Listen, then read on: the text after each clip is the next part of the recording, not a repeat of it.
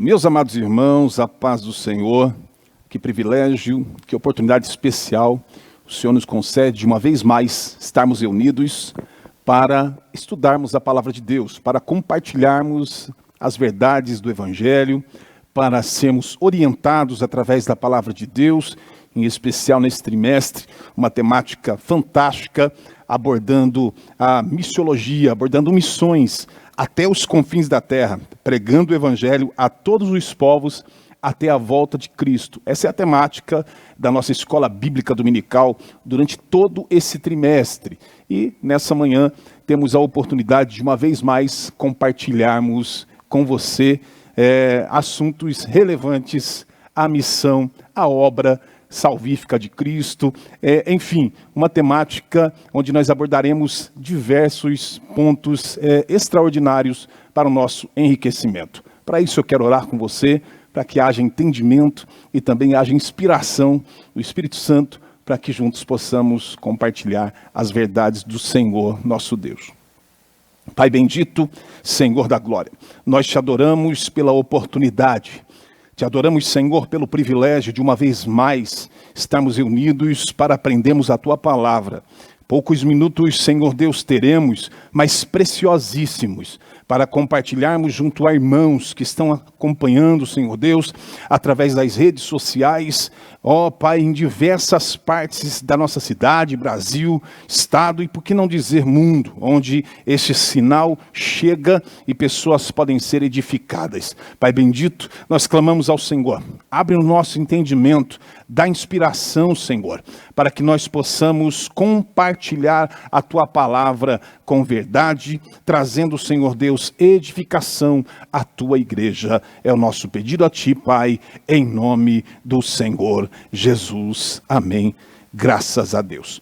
Meus amados irmãos, que oportunidade enriquecedora. Hoje nós falaremos a respeito da lição de número 2, missões transculturais, a sua origem na natureza de Deus. O texto áureo escolhido diz: quanto a mim, eis o meu concerto contigo, e serás o pai de uma multidão de nações. A verdade prática diz assim: o amor de Deus é a verdadeira motivação do crente para realizar a obra missionária. Nós vamos ver isso hoje aqui com muita veracidade, que de fato o amor de Deus é a verdadeira motivação do crente para realizar a obra missionária.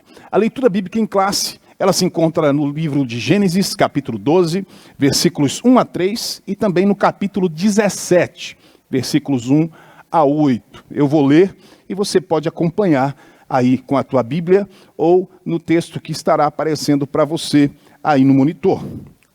Ora, o Senhor disse a Abraão: sai-te da tua terra e da tua parentela e da casa de teu pai para a terra que eu te mostrarei. E far-te-ei uma grande nação, e abençoar-te-ei, engrandecerei o teu nome, e tu serás uma bênção. E abençoarei os que te abençoarem, amaldiçoarei os que te amaldiçoarem, e em ti serão benditas todas as famílias da terra. Gênesis capítulo 17, versículos 1 a 8.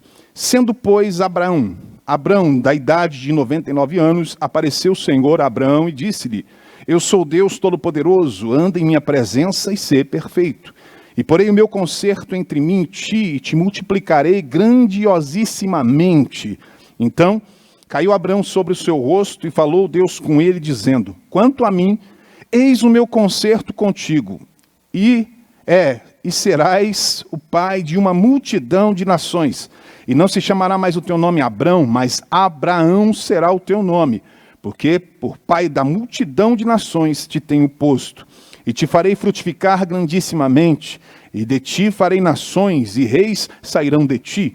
E estabelecerei o meu concerto entre mim e ti, e a tua semente depois de ti em suas gerações, por concerto perpétuo, para te ser a ti por Deus, e a tua semente depois de ti. E te darei a ti, a tua semente depois de ti, a terra de tuas peregrinações, toda a terra de Canaã em perpétua possessão, e ser-lhe-ei o seu Deus. Louvado seja o nome do Senhor. Primeiro objetivo da lição, nós temos 3 objetivos, um deles tratado em cada um dos tópicos que estão sugeridos na lição. O primeiro deles é explicar a natureza missionária de Deus. Vamos ver essa ligação entre a missão e dentro da natureza de Deus. Em segundo lugar, enfatizar o amor de Deus como princípio fundamental da redenção, como eu iniciei a lição falando que o que está relatado na nossa verdade prática, que o amor de Deus é a verdadeira motivação, é a verdadeira motivação do crente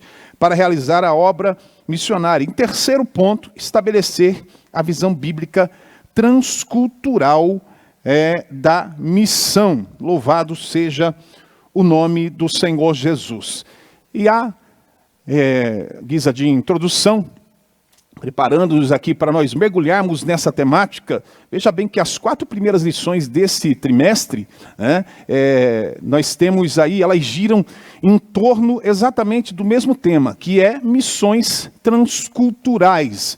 E você pode perceber isso facilmente conferindo. Quando você olha para o sumário da nossa lição, você tem ali exatamente essa perspectiva, não é? Dessas lições que estarão abordando esse tema. E a primeira lição com que nós abrimos o trimestre, com que nós tivemos compartilhando na semana passada, falava sobre o enfoque etnocêntrico, que é só uma forma sofisticada de dizer que está falando de missões voltadas aos povos. Etnocêntrico, voltadas a todas as etnias, não apenas a um único povo, a uma única etnia. Ou seja, é uma forma sofisticada de dizer missões transculturais. Então, as 4 primeiras lições vão falar exatamente do mesmo tema. Aí, nas lições 2, 3 e 4, missões transculturais, aí sim aparecem explicitamente no índice. E hoje nós vamos estudar missões transculturais,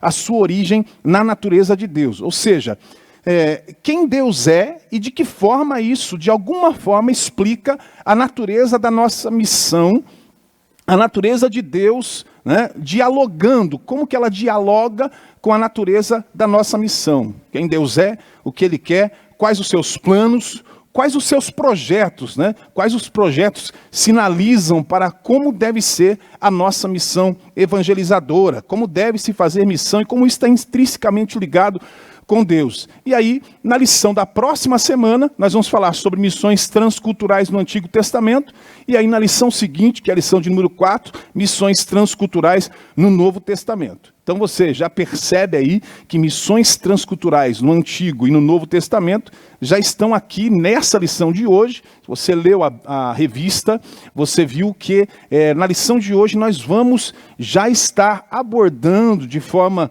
a apresentar, não é? De forma apenas apresentar essa chamada transcultural, né?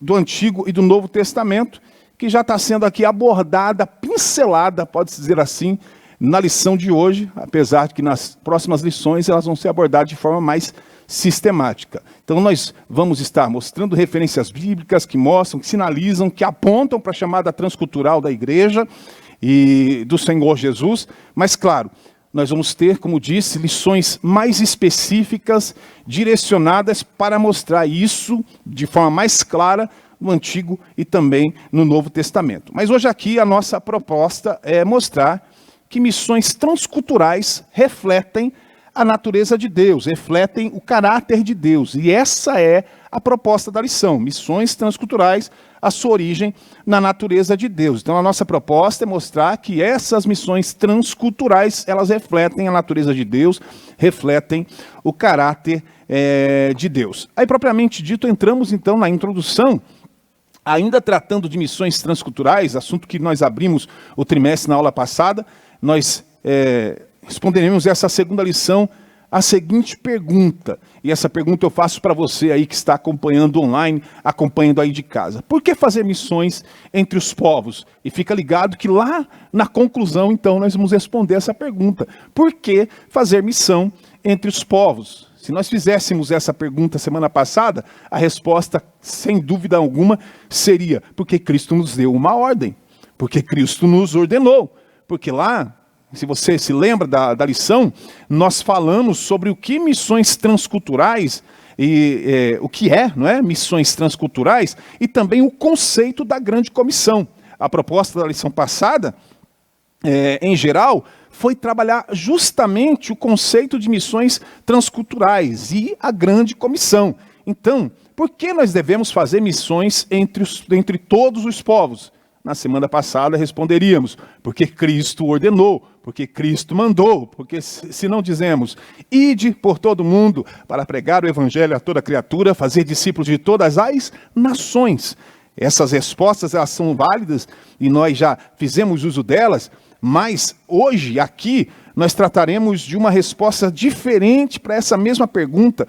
E é uma resposta complementar, baseada em quê? Na natureza de Deus. E não na ordem dada por Jesus, na ordem para a grande comissão. Por isso, atente bem a tua atenção para este detalhe. Então, embora uma coisa dialogue com a outra, entenda bem isso. Uma coisa está dialogando com a outra. Então, tomando como fundamento agora a própria natureza de Deus e não apenas uma ordem que ele deu, este Deus que é soberano sobre toda a terra e não apenas sobre a nação de Israel ou apenas sobre o Brasil, ele é soberano. Ele é dominador sobre toda a terra que ele criou e sobre toda a humanidade que ele também trouxe à existência.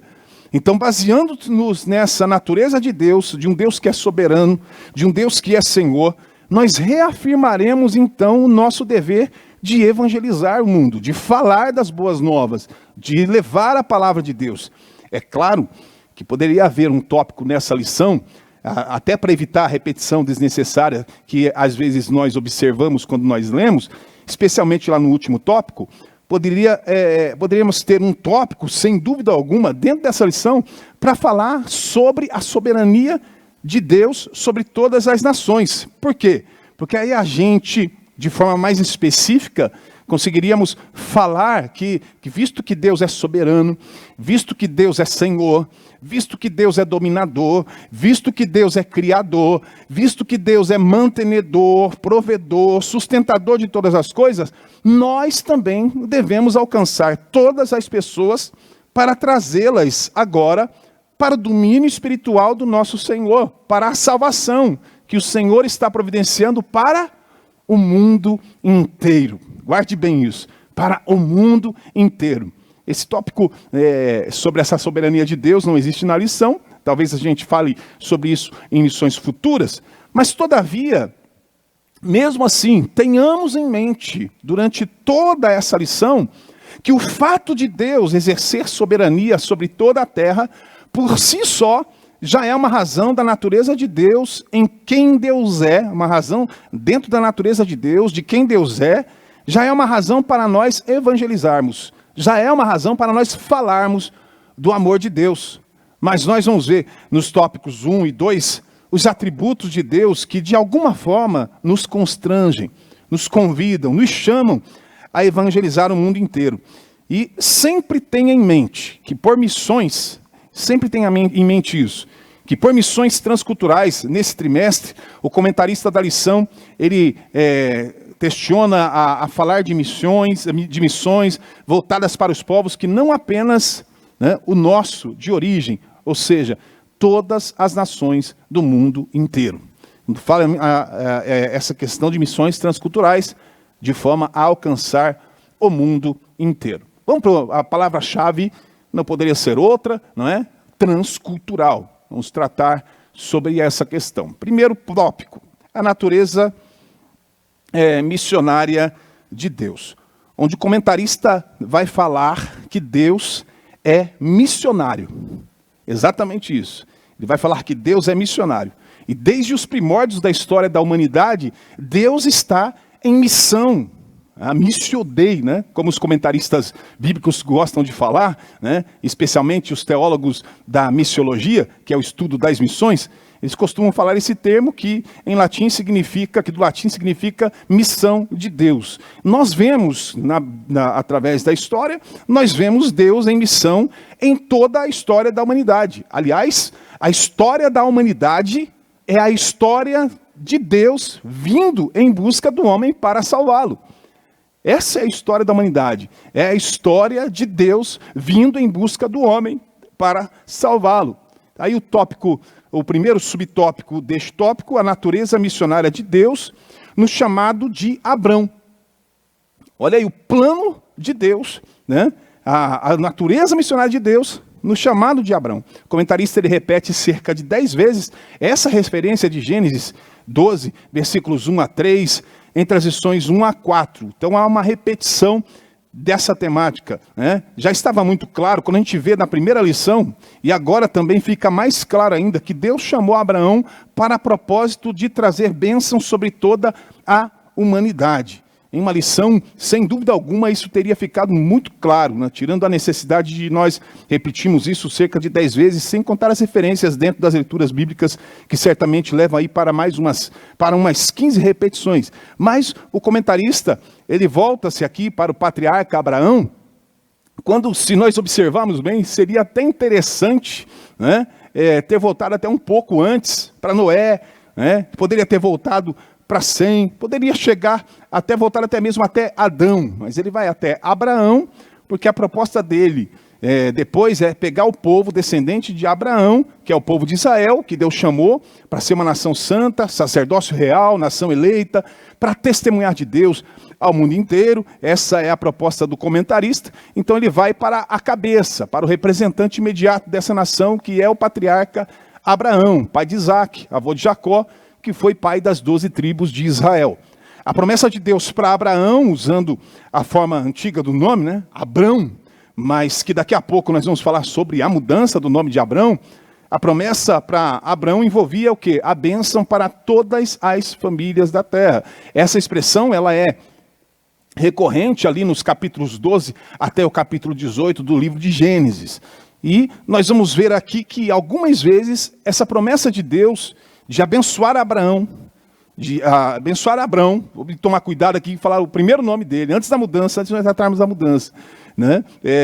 Nós vemos então aqui algumas vezes essa promessa de Deus de abençoar Abraão, seus descendentes e todas as famílias da terra. Ela é falada e ela é confirmada, porque trata-se de uma bênção de escala mundial, não apenas de escala nacional. Ou seja, Deus não chamou Abrão apenas para lhe dar descendência, para aumentar o número da sua família, abençoar os seus descendentes, ou seja, a nação de Israel.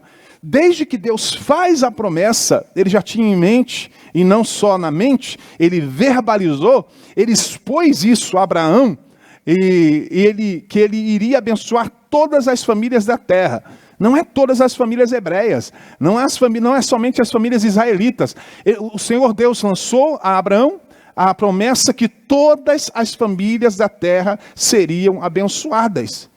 Quando nós lemos Gênesis capítulo 12, versículos 1 a 3, você pode acompanhar aí, Gênesis capítulo 12, versículos 1 a 3, então o Senhor disse a Abrão: sai da sua terra, do meio dos seus parentes e da casa de seu pai, e vá para a terra que eu lhe mostrarei. Farei de você um grande povo, e o abençoarei. Tornarei famoso o seu nome, e você será uma bênção. Abençoarei os que te abençoarem, amaldiçoarei os que te amaldiçoarem, e por meio de você, todos os povos da terra serão abençoados. Olha que tremendo isso.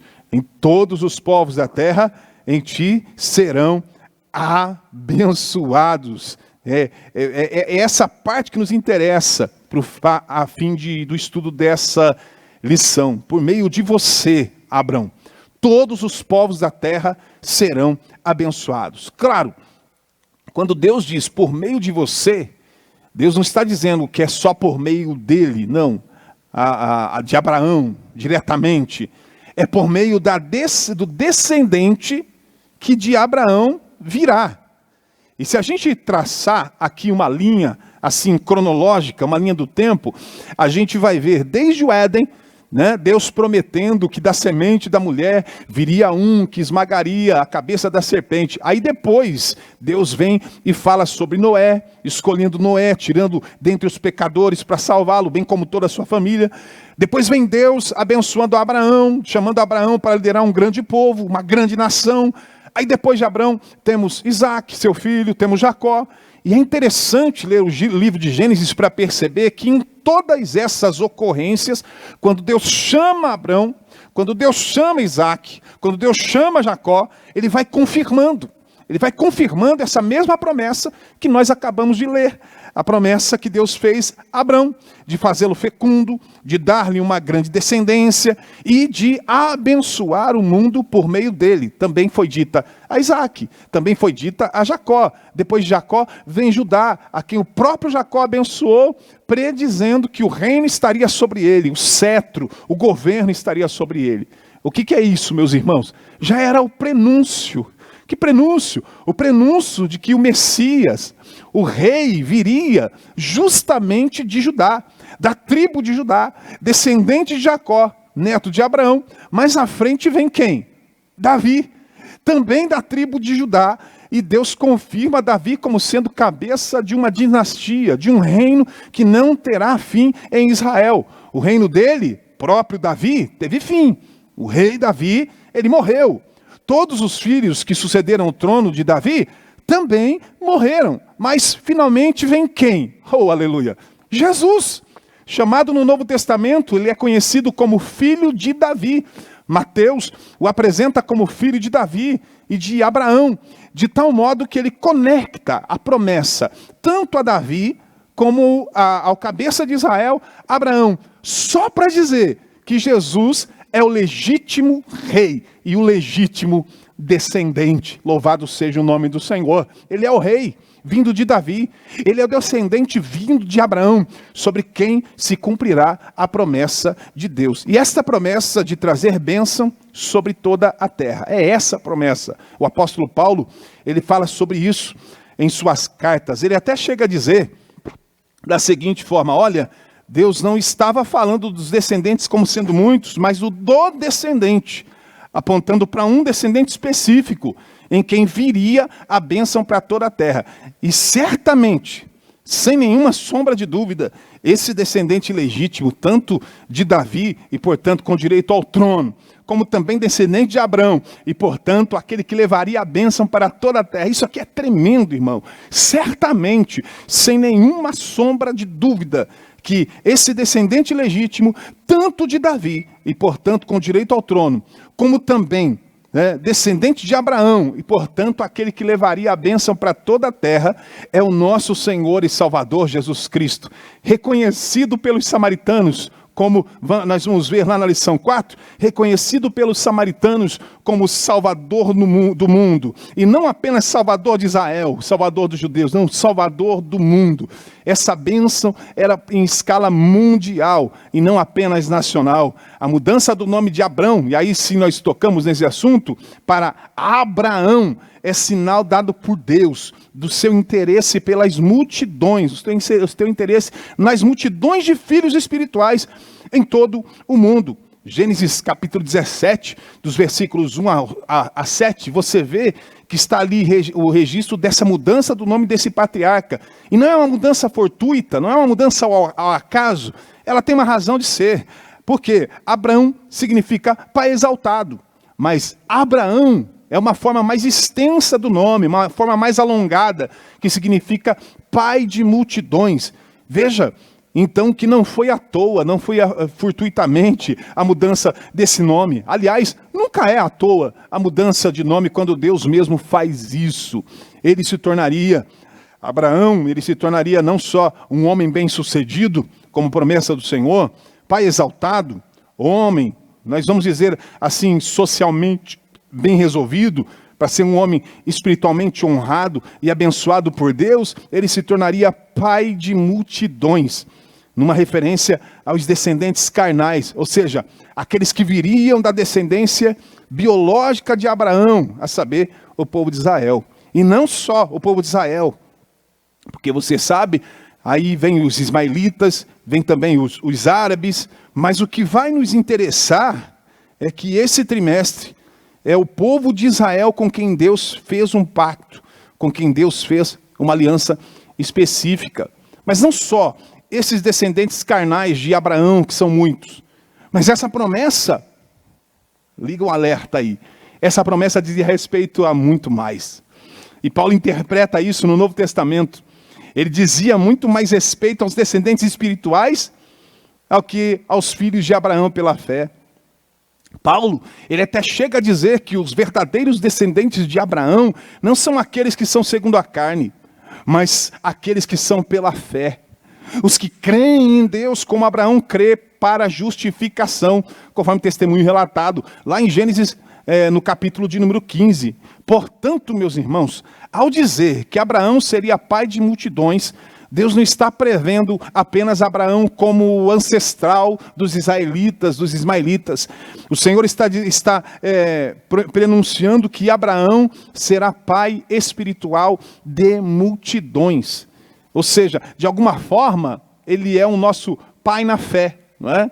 No sentido de que ele foi um homem que creu em Deus para a justificação dos pecados, estabelecendo para nós o modelo, deixando para nós o modelo da justificação pela fé, que é uma das principais doutrinas desenvolvidas pelo apóstolo Paulo, tanto na carta aos Romanos, como na carta aos Gálatas. Aí, nesse sentido, ele é nosso predecessor espiritual, porque ele foi o homem que creu. Olha que tremendo isso. Foi o homem que creu em Deus para a justificação dos seus pecados, ainda que tendo sido outrora o homem pagão. Porque as origens de Abraão são origens dentro do paganismo. O Antigo Testamento deixa isso muito claro, especialmente no livro de Josué. Deus teve a iniciativa de chamá-lo, de trazê-lo para o monoteísmo, para a adoração exclusiva a Deus, o único e verdadeiro Deus. E de fato, quando a gente lê toda a narrativa de Abraão, a gente vê Abraão inclinando-se apenas para Deus, adorando apenas Deus. Nós não vemos Abraão dirigindo culto, adoração, altar para outros deuses, que a sua família podia até então ter carregado. Ele foi trazido a alguns costumes, mas ele não, ele foi consagrado, um homem consagrado, dedicado exclusivamente a Deus, o Deus que o chamou pelo nome, o Deus que se revelou pessoalmente a ele, como nós vamos ver agora no subtópico de número 2, né? A missão como atividade de Deus no mundo. E depois, nós já vamos ver depois do subtópico de número 3, o nosso modelo missionário.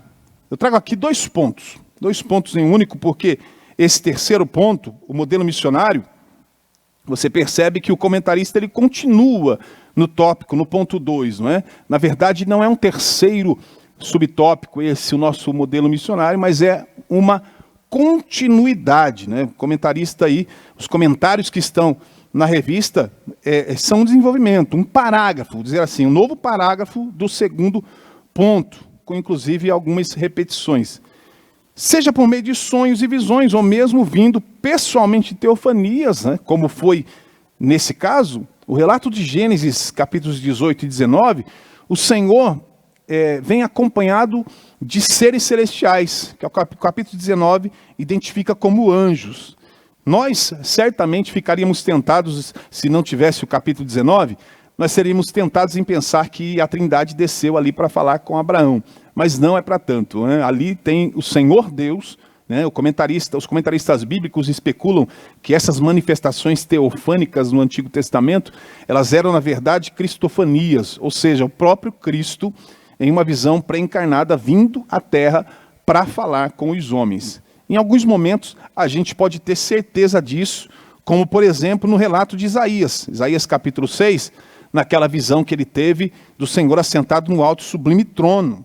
João, capítulo 12, diz que Isaías viu a Cristo e dele deu testemunho. Então, ali a gente pode ter certeza que era Jesus naquela visão que Isaías teve. Mas, já nessas outras ocorrências, não é possível nós sermos tão conclusivos quanto gostaríamos de ser sobre se foi o Pai, se foi o Filho, ou se foi o Espírito Santo que apareceu pessoalmente para falar com os homens, como por exemplo a Moisés lá no Monte Horebe. Mas isso também é irrelevante. É suficiente nós sabermos que Deus pessoalmente está ali. Olha que tremendo, Deus pessoalmente está ali.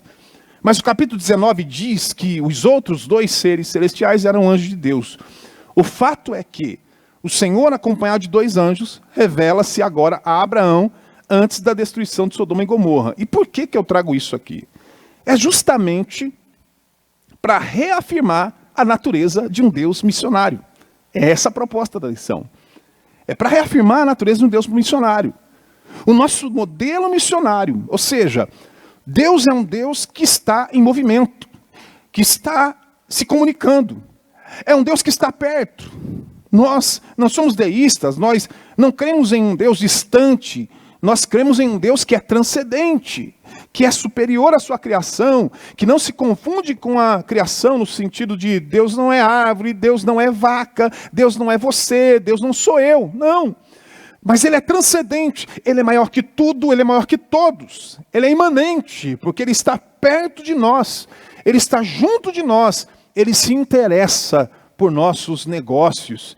Meu irmão, aliás, os capítulos 18 e 19 de Gênesis são interessantíssimos para provar isso, porque o Deus que está perto, o Deus que está próximo, o Deus que se interessa a tal ponto pelos assuntos humanos, que Ele desce à terra para ver em loco.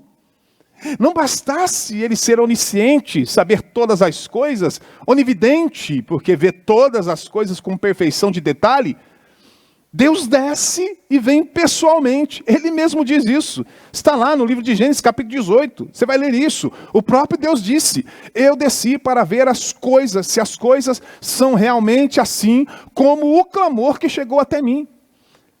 É claro que Deus sabe todas as coisas. Deus não precisa descer do seu trono. A gente fala do antropoformismo, né? Antropoformismo, do antropopatismo. Antropopatismo, o que é? Antropopatismo é um termo que denota os sentimentos de Deus em sentimentos humanos. Coloca os sentimentos de Deus como sentimentos humanos. Já o antropoformismo já é a forma de Deus relatada em formas humanas. A mão de Deus, o braço de Deus, enfim, em gestos humanos, em declarações que são corriqueiras da nossa forma de falar, para que seja de fácil interpretação. É só uma forma de dizer que Deus, Ele tem tanto, mas tanto interesse pelos assuntos humanos, que Ele vem pessoalmente. Então nós temos aqui esse Deus que se interessa, esse Deus que está presente, Ele vem pessoalmente. Vem pessoalmente para quê? Para que Deus vem pessoalmente? Vem para ver, vem para falar, vem para orientar, vem para instruir, para corrigir, para orientar, para salvar. Como Ele veio lá no caso de Abraão, de Ló, como Ele veio no caso de Jesus Cristo, que é o Emanuel, o Deus conosco. Mas aqui nós estamos citando Jó 33, versículos 14 e 18, onde mostra justamente que por meio de sonhos, visões e de várias maneiras, Deus sempre se revela à humanidade. Ele revela a sua bondade, Ele revela os seus planos aos homens desde os tempos patriarcais. Jó, capítulo 33, esses versículos que eu citei, dos 14 até o 18, na NVI, por que não lermos, né? Jó, capítulo de número 33,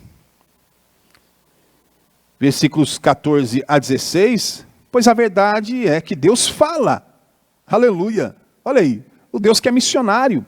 A natureza de Deus é de um Deus que fala, de um Deus que se comunica, de um Deus que se relaciona. Não é um Deus distante, não é um Deus longe, um Deus esperto. É um Deus, aliás, um Deus que está inerte. Não, é um Deus esperto. É um Deus presente. É um Deus que tem interesse. Louvado seja o nome do Senhor. Aí continua o texto, não é? A verdade é que Deus fala de um modo, ora visões, ora de outro, em sonhos, mesmo que o homem não perceba. Mesmo que o homem não perceba, meu irmão, Deus está falando. Se o homem está percebendo ou não, aí é o problema do homem. Se o homem não percebe que Deus está falando, é problema do homem. Mas que Deus está falando, Ele está. E como diz em Apocalipse, quem tem ouvidos, ouça o que o Espírito diz. Em sonho ou visão durante a noite, quando o sono profundo cai. Olha, o texto continua dizendo. Quando o sono profundo cai sobre os homens, e eles dormem. E aí continua, né? Eles dormem em suas camas. Ele pode falar Ele pode falar aos ouvidos deles e aterrorizá-los com advertências, para prevenir o homem de suas más ações e livrá-lo do orgulho, para preservar da cova a sua alma e a sua espada. Deus fala de muitas maneiras para livrar o homem de qualquer tipo de mal. A aplicação aqui prática desse primeiro tópico, que nós já vamos caminhando para o final, Deus não é e não quer um povo inerte e mudo com todo. Então, com aquilo que nós temos, com todos os recursos possíveis, falemos dele. Com todos os recursos possíveis, anunciemos ele. Olha aqui esse canal, anunciando ele, falando dele. Essa é a aplicação prática que nós podemos fazer. O nosso Deus é um Deus que se movimenta, é um Deus que fala, é um Deus que se interessa pelo homem e pelas suas necessidades espirituais. Assim também deve ser o seu povo, assim também deve ser a igreja, né? Deveria ter sido o povo de Israel no Antigo Testamento, deve ser a igreja hoje. Deve ser uma igreja que se movimenta, um povo que se interessa pelas necessidades dos pecadores perdidos, que fala e que se comunica, né? Ou que comunica a vontade de Deus para os homens. Veja nesse texto de Gênesis 18, 19, o próprio Deus diz assim, aí trazendo agora para a aplicação, para a igreja, quando ele diz, eu haverei de ocultar o que há de acontecer ao meu amigo Abraão. Olha aí o que o texto diz. Aí trazendo agora para uma aplicação para a igreja, nós haveremos de ocultar ao mundo? Haveremos de esconder do mundo o que está reservado para ele?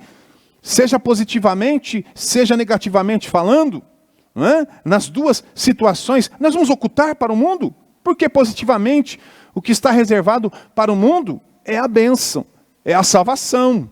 Salvação para aqueles que receberem o Senhor com fé. Mas negativamente também. Vamos ocultar aquilo que é positivo ou aquilo que é negativo? Negativamente falando, para os que permanecem na incredulidade, o que está reservado para eles nesse mundo é o quê? A condenação. Pior, muito pior que aquela que caiu sobre Sodoma e Gomorra, porque se trata de uma condenação eterna, uma condenação espiritual. E a igreja, nós estamos num trimestre missiológico, a igreja não pode manter silêncio. A igreja não pode ficar inerte, parada, estática. A igreja deve estar em movimento, como Deus está em movimento, desde a criação. A Bíblia diz, e o Espírito de Deus se movia sobre a face das águas. Assim deve a igreja se mover hoje sobre a face das águas, sobre a face da terra, de carro, a pé, de ônibus, de barco, de avião. A igreja deve se mover para comunicar, para falar a palavra de Deus a toda criatura em todo o mundo. Salmo de número 105, o verso de número 1, aqui está uma ordem para todos nós, que é a seguinte: deem graças ao Senhor, proclamem o seu nome, divulguem os seus feitos entre as nações. Percebe? Percebe aqui esse Deus que é grande, esse Deus que tem operado sinais, maravilhas, prodígios. Ele deve ser crido, agradecido e proclamado.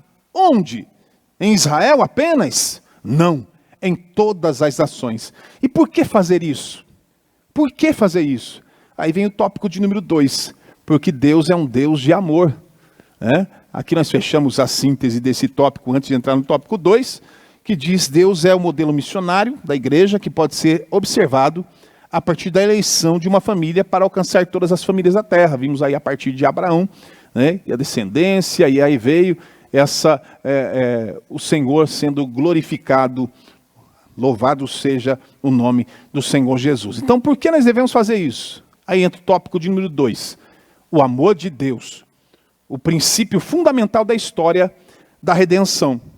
Então, se o primeiro tópico nós vimos um Deus que se importa, um Deus que se interessa, um Deus que se envolve com todas as nações e não apenas com um único povo, lembre-se que, só voltando, retomando aqui o raciocínio, as 4 primeiras lições desse trimestre giram em torno de missões transculturais, missões para todos os povos. Por isso, essa nossa ênfase. Agora, no segundo tópico, nós falaremos sobre o atributo, o amor de Deus, né? Sobre o atributo, o amor de Deus.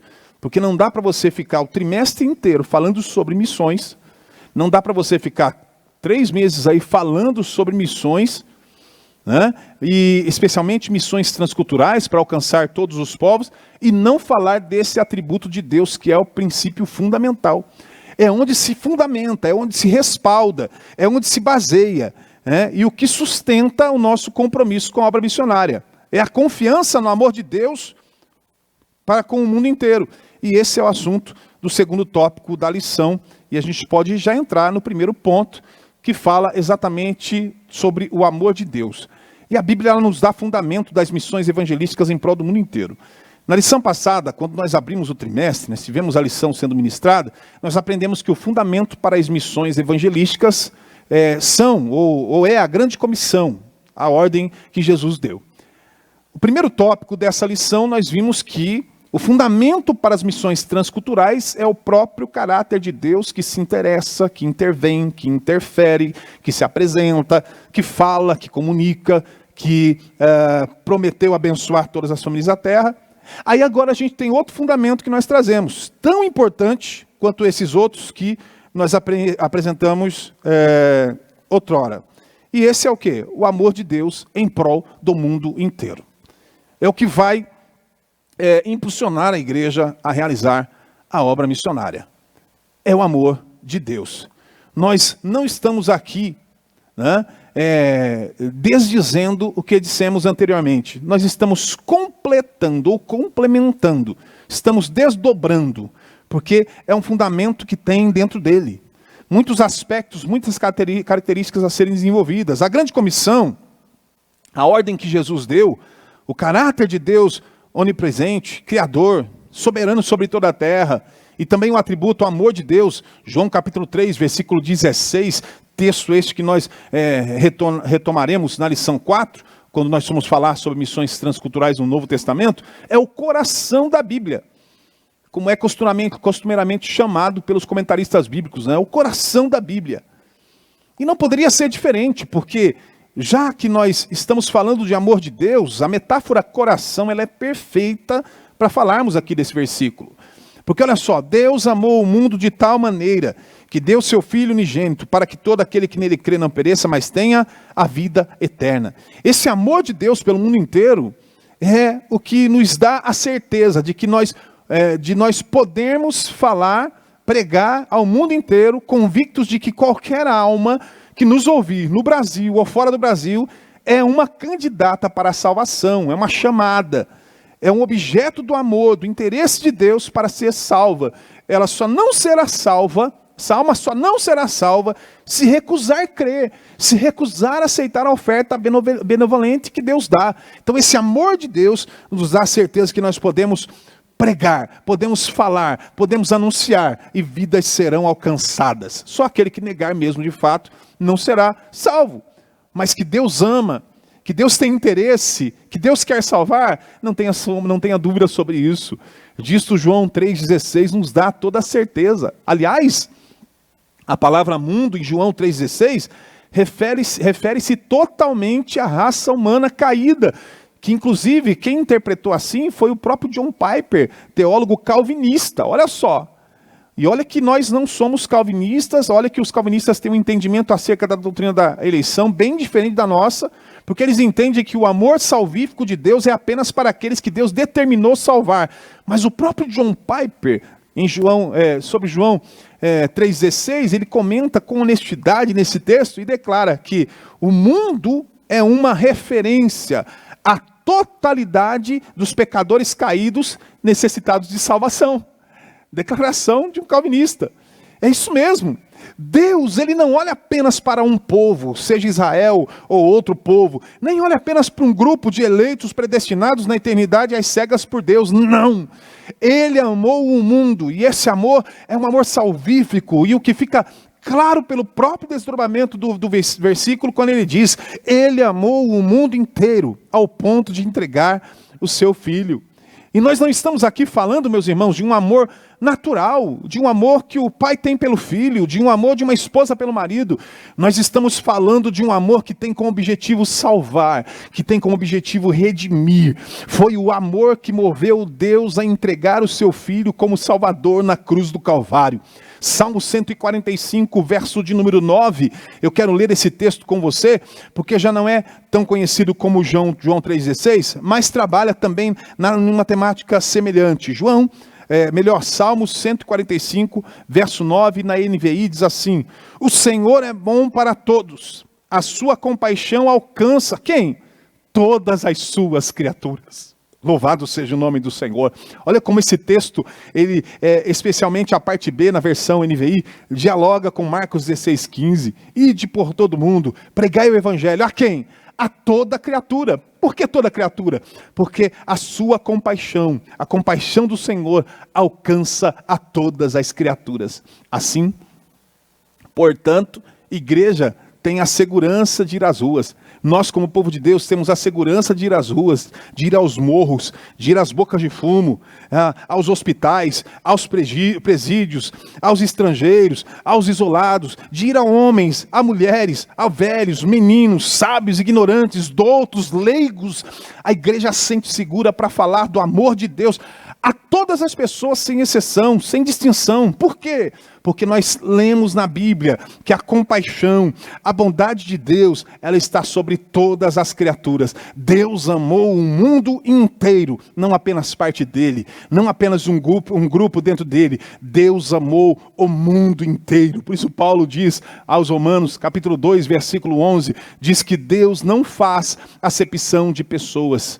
Louvado seja o nome do Senhor. Então, movido por amor às multidões perdidas, Jesus nos encorajou a orar por missões.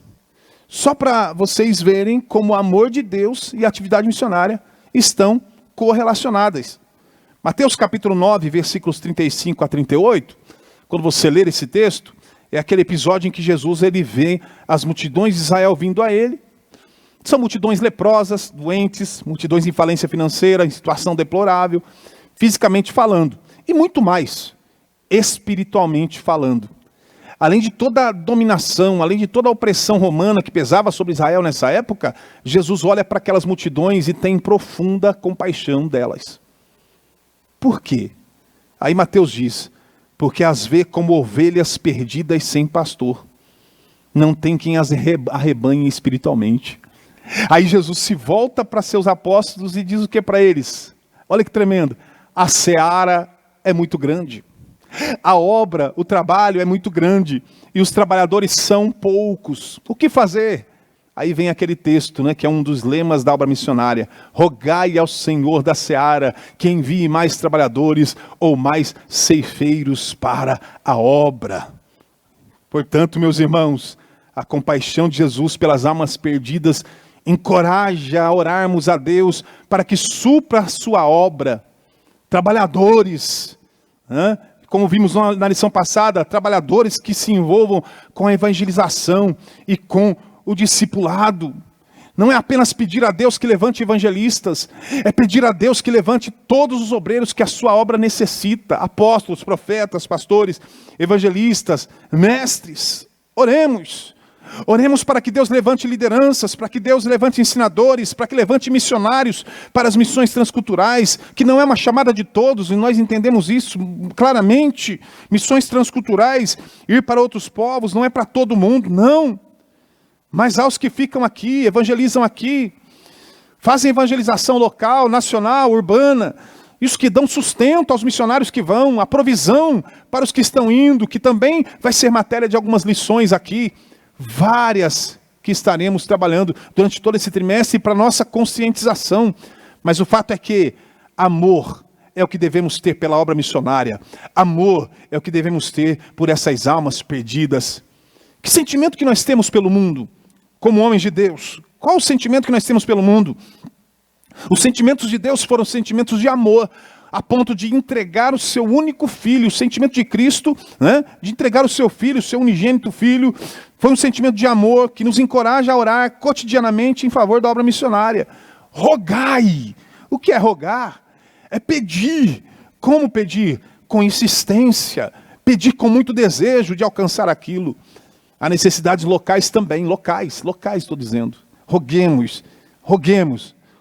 E não espere ser chamado, não. Aqui, na igreja local. trabalho na recepção, trabalho na área técnica, não é? Nós estamos aqui com a equipe técnica aqui, fazendo todo o trabalho de transmissão, de gravação deste culto, né? dessa aula, dos cultos, pessoal musical, diáconos, cooperadores, não é? Há trabalho. Não espere ser chamado. Não espere ser chamado. Há trabalho, há necessidades locais. Há necessidades locais. Você sente a chamada ardendo no teu coração para ajudar crianças? Procure a coordenação infantil. Sente a chama arder para você em ensinar a palavra? Procure o coordenador da IBD. Sente a chama arder para entrar para a equipe de evangelismo? Não espere alguém descobrir que você gosta de missão, não. Chegue para ele e diga: meu irmão, eu quero estar aí com vocês, quero evangelizar, eu quero servir. Qual é o dia da campanha de visita? Qual é o dia que vocês saem? Eu quero ir com vocês, quero fazer a obra de Deus. Não tem problema nenhum não, irmãos. Aliás, nós temos aqui encorajar o povo de Deus a ser espontâneo, e não ficar esperando o outro chamar, insistirem para que a obra de Deus seja feita, quando Deus já deu uma ordem há pelo menos 2000 anos atrás, para que a obra seja feita. Então, é movido pelo amor de Deus, que nós devemos refletir os sentimentos de Deus, e a missão de Deus, e onde as pessoas estão, falar a elas do grande e maravilhoso plano da salvação. Preguemos, falemos do amor de Deus.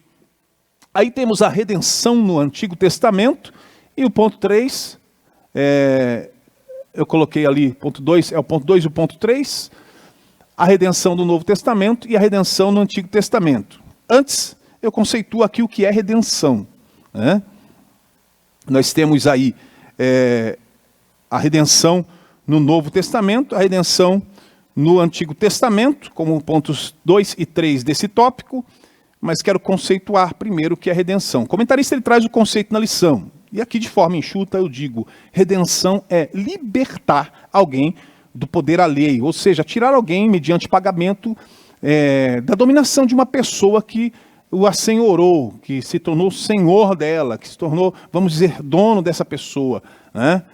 Senhor, escravizou a pessoa. Então, de alguma forma, redenção é libertar alguém desse poder alheio, tirar alguém desse poder alheio mediante um pagamento. Então, você redime essa pessoa pagando para que ela esteja em liberdade, ou resgatando uma propriedade que já lhe pertenceu, também mediante pagamento, né, o que era muito comum no Antigo Testamento. A redenção no Antigo Testamento, para nós falarmos sobre esta primeira, né, que é o tópico 2, subtópico 2 desse tópico, ela tinha um aspecto social, era uma redenção física, material, literal. Era redimir pessoas da escravidão, era redimir bens que estavam sob posse de terceiros. E você paga para ter a posse novamente de algo que antes já foi seu ou da sua família. Presta bastante atenção nisso. Você paga para ter a posse novamente de algo que antes já foi seu ou da sua família.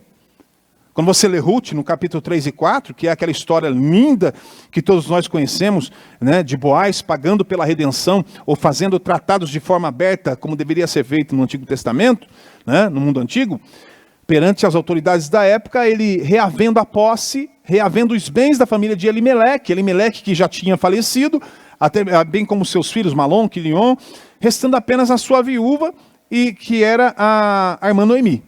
Ok. Como Ruth tinha sido casada com um dos filhos de Elimeleque, ela tinha então direito sobre as propriedades de Israel. Então, o que é que Boaz faz?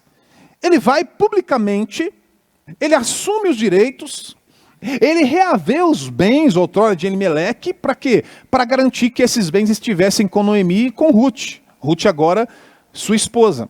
Então essa redenção que a própria Ruth pediu para Boaz fazer em favor dela e também de Noemi, era uma redenção literal de caráter social, para impedir que alguém caísse em extrema miséria, pobreza, para impedir que pessoas invadissem aquela propriedade, tomassem de forma ilegítima aquela propriedade. Então, o parente mais próximo, chamado de parente remidor, ele ia lá e assumia. Faz necessário eu fazer essa colocação aqui, essa observação. O parente remidor ia lá, assumia os direitos daquela propriedade e das pessoas que estavam ali relacionadas. Foi exatamente o que Boaz fez em favor de Ruth. Então era uma remissão social. Mas essa redenção no Antigo Testamento, ela era um tipo. Agora redobre a tua atenção. Essa redenção no Antigo Testamento, ela era um tipo, uma figura, uma ilustração, uma pré-figuração da redenção espiritual que Cristo haveria de realizar em nosso favor agora no Novo Testamento. Olha o subtópico de número 3. Fazendo o quê? Pagando por nós, para nos rever. E olha que curioso isso. Isso aqui é lindo demais. Pagando por nós, para nos reaver. Olha que curioso. Porque geralmente a redenção você pagava por algo que já foi seu. Ou que foi da sua família. Como é o caso de Boaz, reavendo para Ruth os bens que foram da família dela. E saber, a saber ali do seu falecido esposo e também do falecido sogro, ok. Agora, quando paga com o seu sangue, aleluia, o preço pela nossa redenção, isso já é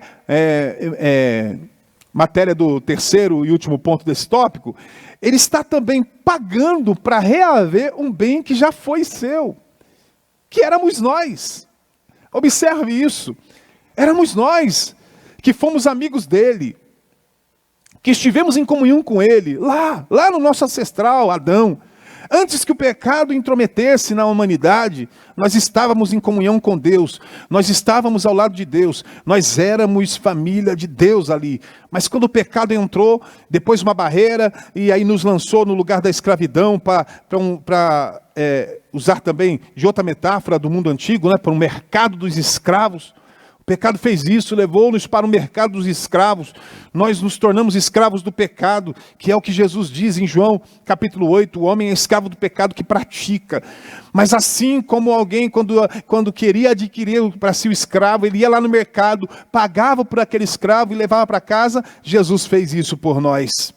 Ele pagou na cruz do Calvário o preço para a nossa redenção, para reaver-nos, para tirar-nos do mercado dos escravos, onde nós estávamos, das prostituições espirituais, como a infiel esposa de Oséias, que o deixou e foi para o mundo de prostituição, e ele vai lá para redimi-la, para reavê-la e tomá-la de volta para si.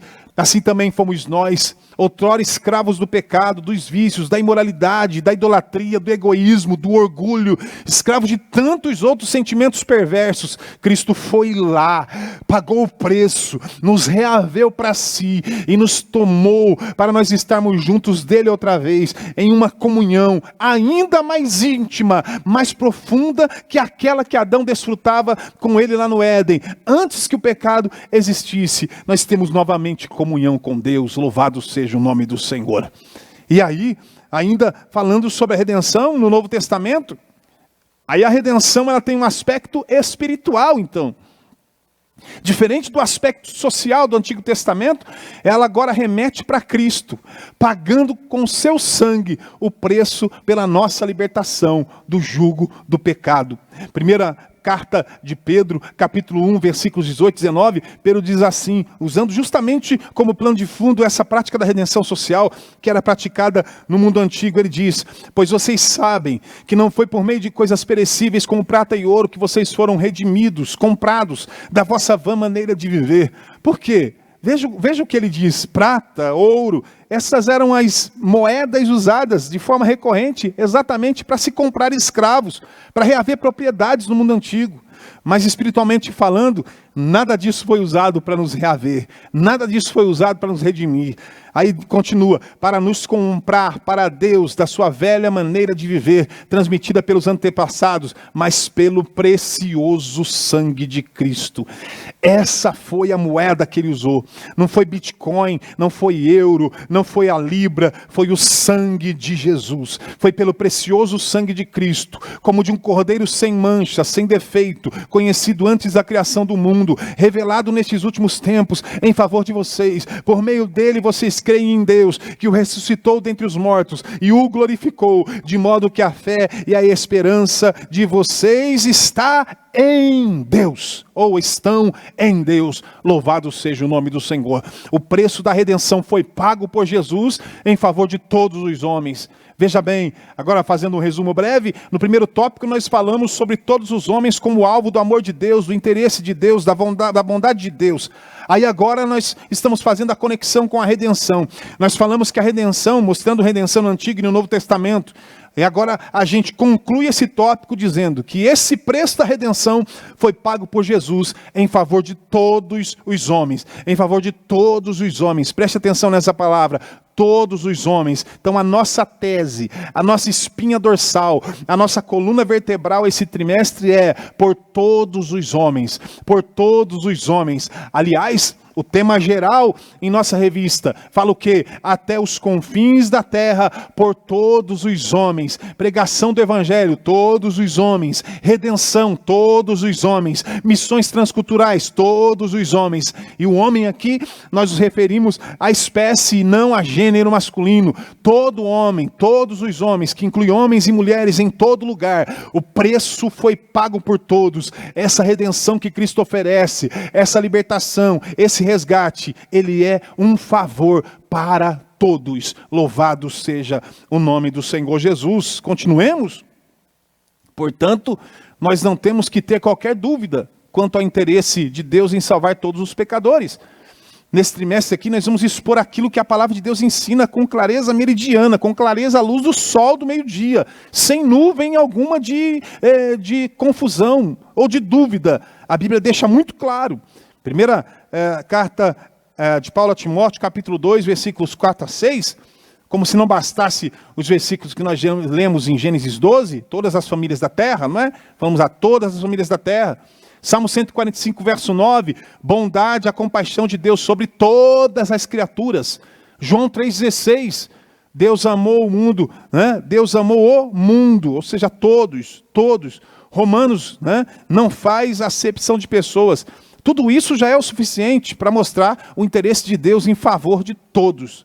Mas como se não fosse suficiente, primeira carta de Paulo a Timóteo, capítulo 2, versículos 3 a 6, diz assim: isso é bom e agradável perante Deus nosso Salvador, que deseja que todos os homens sejam salvos.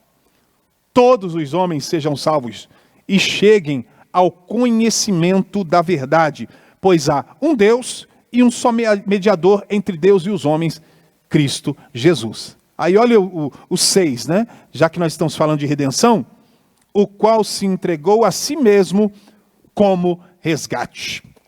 Resgate, que é sinônimo de redenção, né? Outras traduções bíblicas que você pega, você vai ver a palavra redenção. São termos sinônimos, né? O qual se entregou a si mesmo como resgate por todos. O mesmo. Todos os homens, do versículo 4 aqui, que Deus quer salvar, são estes que estão aqui no escopo do amor, da bondade, da redenção que Cristo oferece, o qual se entregou a si mesmo como resgate para todos.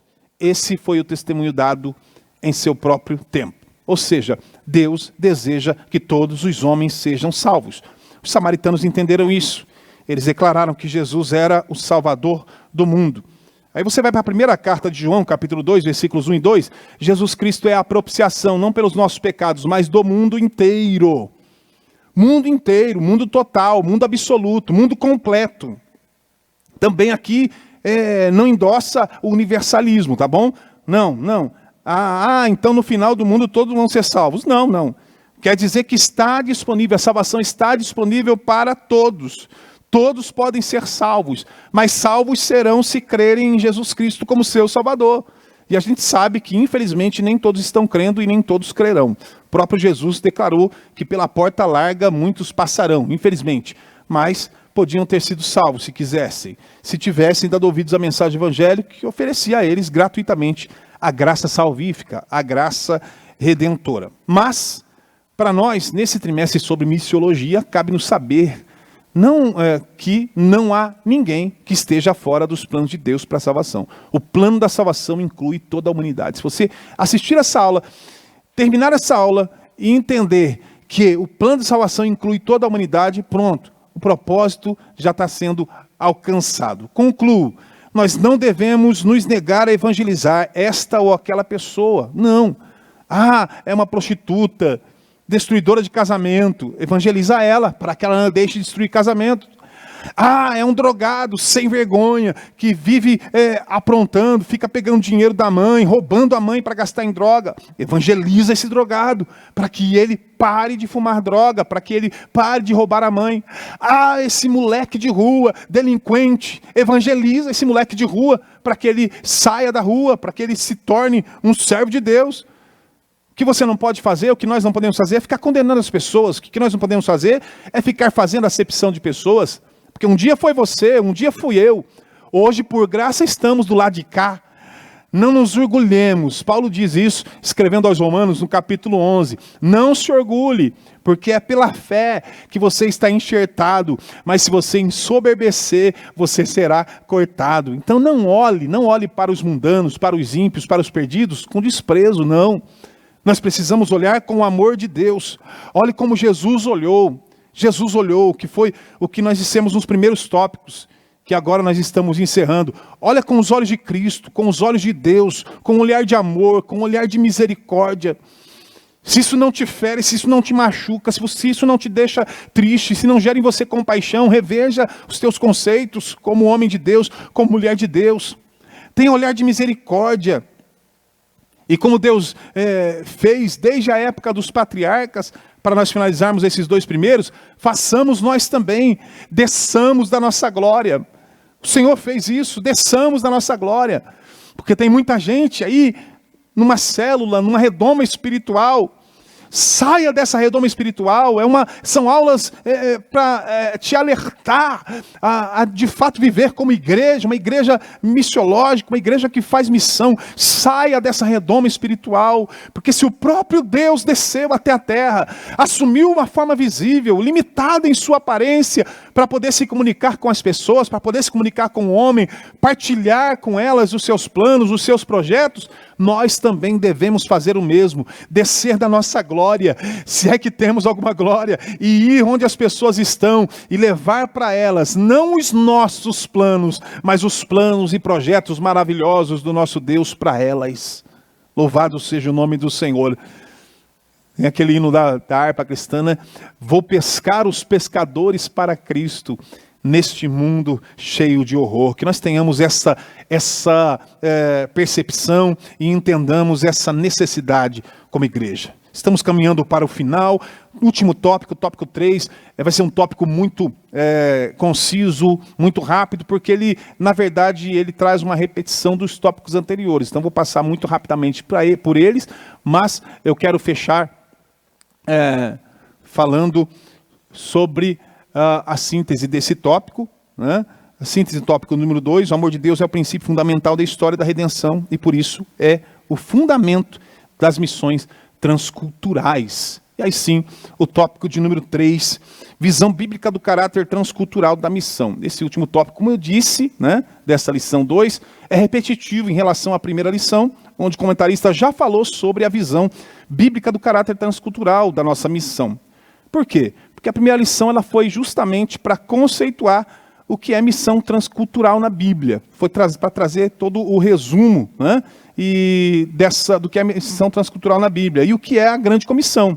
Grande comissão que é o chamado para missões transculturais dentro da Bíblia. Então, essa visão do caráter transcultural ela já foi abordada na primeira lição e, inclusive, vai voltar a ser abordada com maior detalhe na lição de número 3, quando nós falarmos de missão transcultural na Bíblia, só que pegando a primeira parte dela, que é o Antigo Testamento.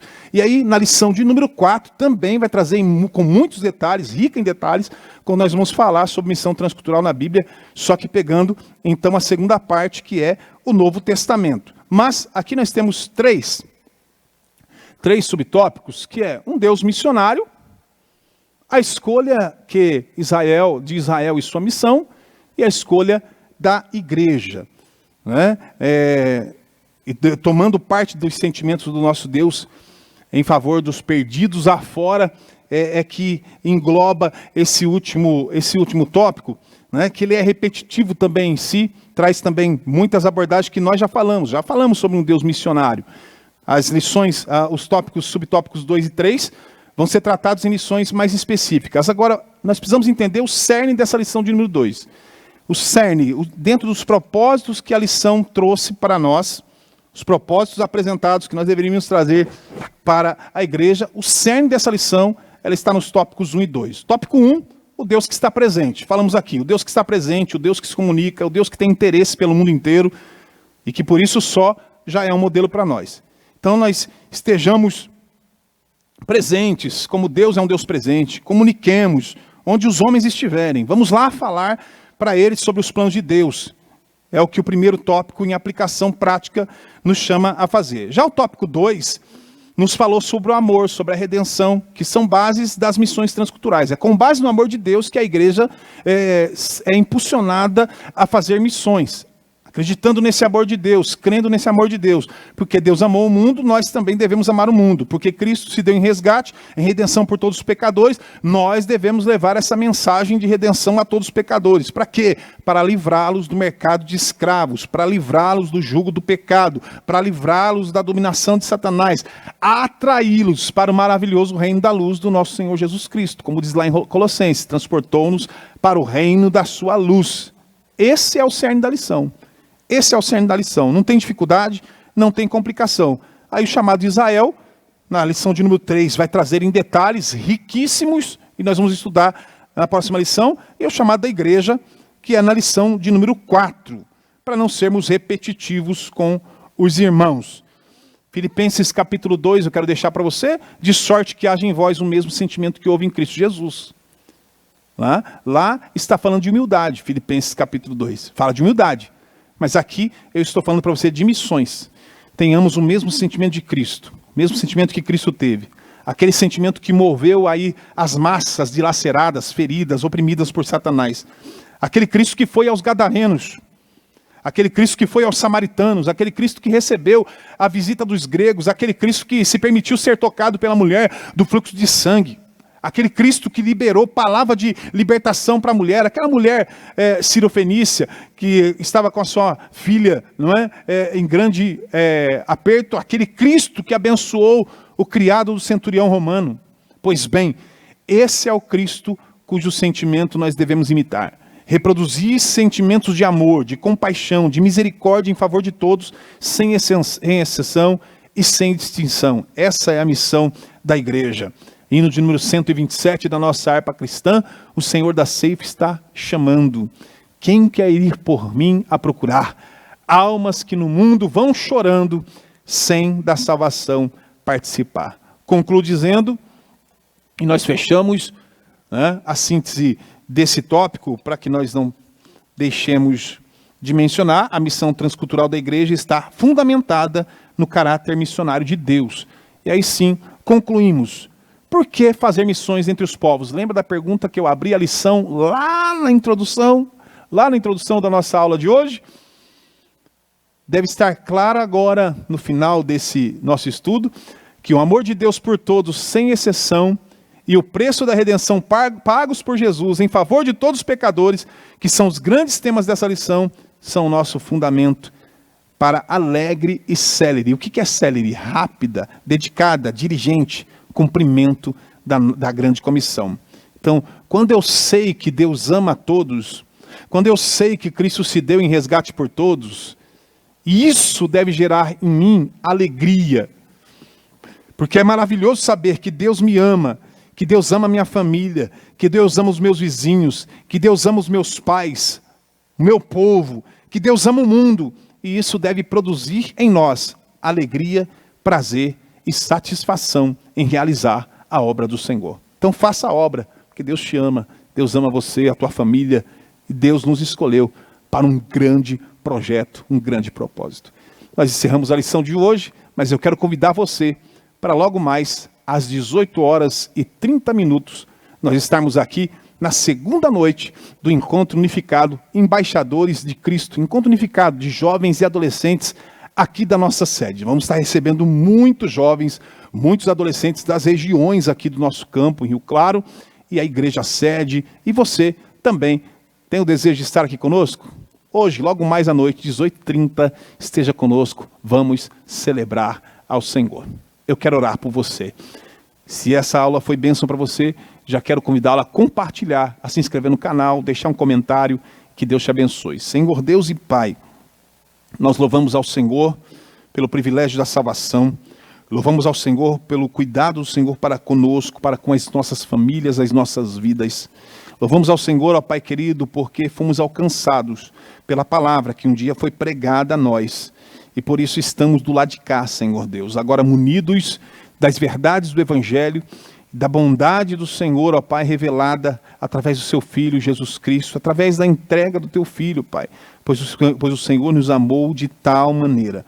Agora, Senhor Deus, encoraja-nos, jovens, velhos, adolescentes, crianças, a obreiros, Pai, toda a igreja, a Senhor Deus tomar um posicionamento e revelar esse amor do Senhor, ó Deus bendito, na busca, no resgate de outras vidas que estão presas no mundo afora, Pai.